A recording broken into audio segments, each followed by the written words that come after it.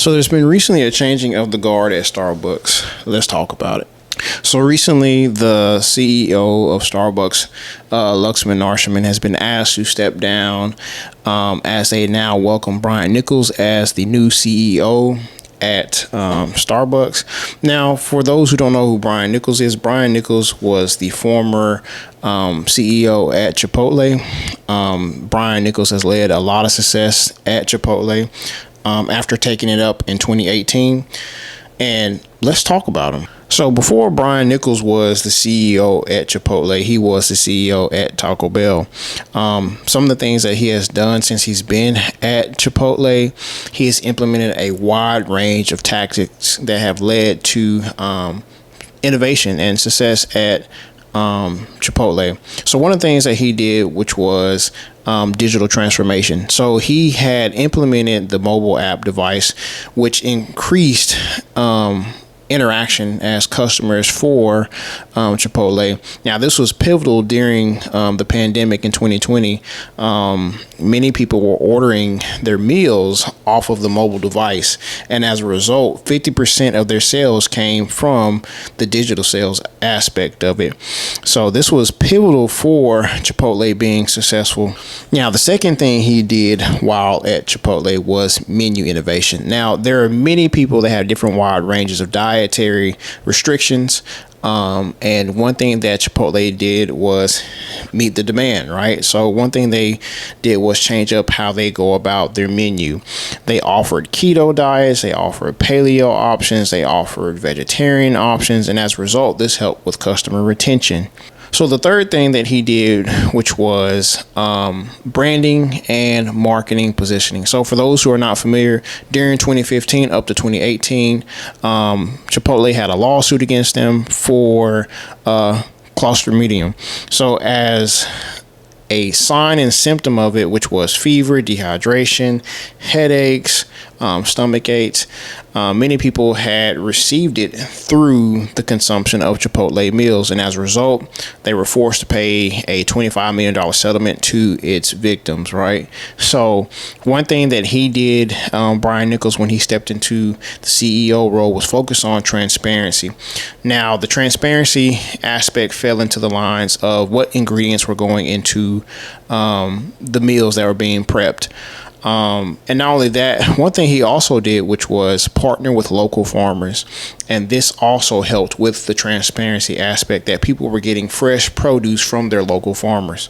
The fourth thing that Brian Nichols implemented, which was the rewards program. So for those who were loyal customers to Chipotle, they now had an option to be a part of the rewards program. And as an incentive, you were now given rewards if you were now if you were to continue to shop and eat at Chipotle. Now, this helped with customer retention, but also helped bring in new customers as well, too.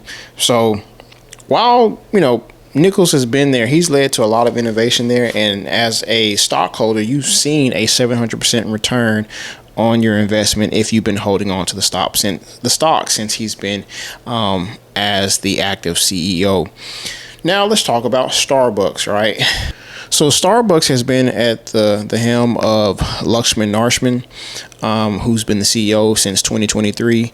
Now, he inherited it from Howard Schultz. Now, Howard Schultz was the CEO on and off quite a bit for Starbucks. I think during 2005 up to like 2008, 2012 to like 2015, I think like 2018 up to 2023. So Howard Schultz was the CEO prior to Luxman. Now, for those who are not familiar with Luxman has also held different leadership positions. He's been the CEO at Reckitt Rexner, which is, pretty much like cleaning solutions. Many of us know him by Lysol, Durex, Deltol, just to name a few.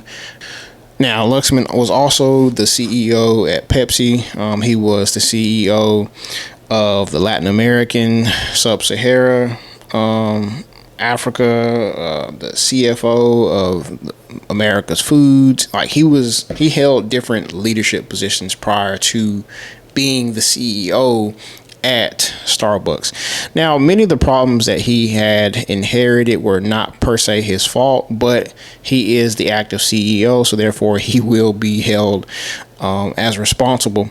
Some of the problems that faced Luxman, which was that consumers had pulled back. We had higher inflation. We have higher rates now. Many people are not choosing to use the premium brand Starbucks. Not too many people are going out and spending top dollar like they were to pretty much consume the premium brand of coffee.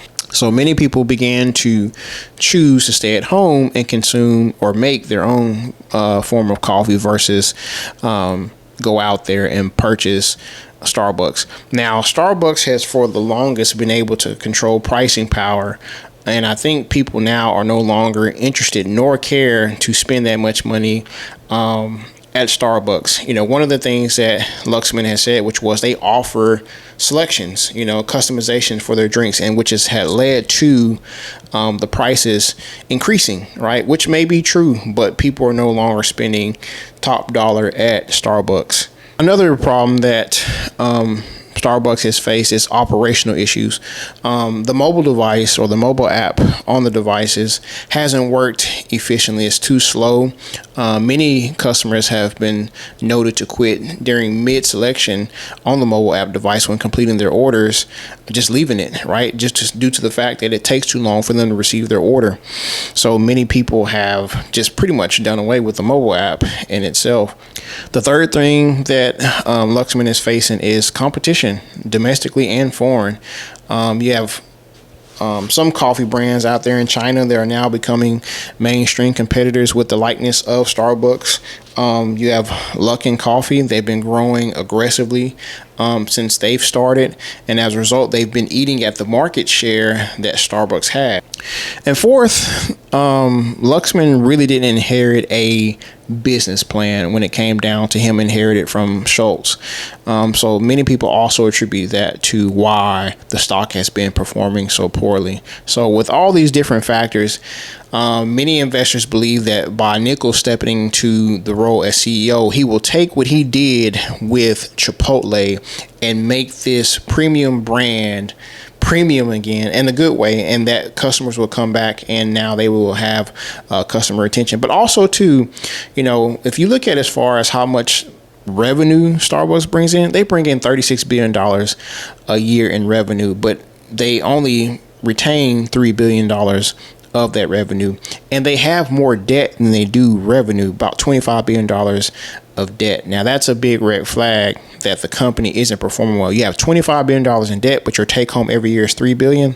That shows that you don't know how to manage cash well. So when you think about as far as Nichols, what he did with Chipotle, many are speculating he can turn around Starbucks by doing some of the same things, by improving their mobile app, by also improving how much money they're spending to open up new stores as well too.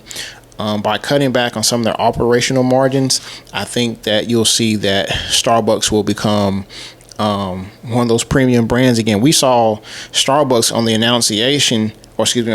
on the announcement of Nichols taking the reins as the new CEO. I think the stock went up about 14 to 20% in one day. Just because people believe in Nichols that much. So we'll see. But anyways, this has been your breakdown as far as the changing of the guards at Starbucks.